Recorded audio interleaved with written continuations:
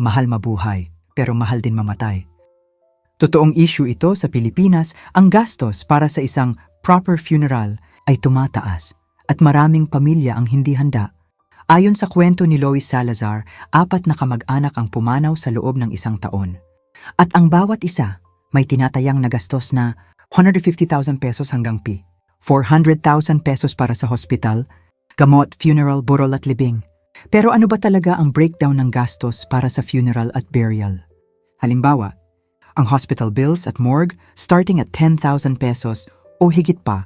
Funeral service package, pickup, embalming, venue, transport. 50,000 pesos to 500,000 pesos, depende sa level.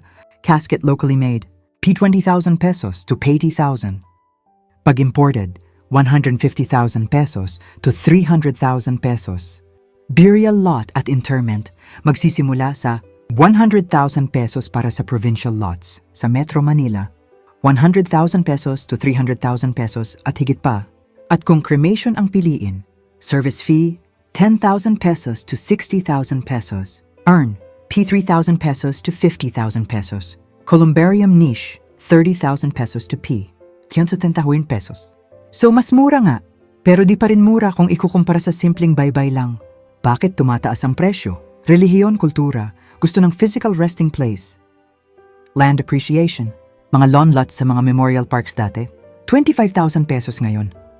P70,000 pesos to 102,000 pesos. Family estates, mula 600,000 pesos naging P2.5 to 2.65 million pesos. At industry upselling at emotional vulnerability, paano naman tayo handa? Magplano ng maaga i-verify ang pre-need plans.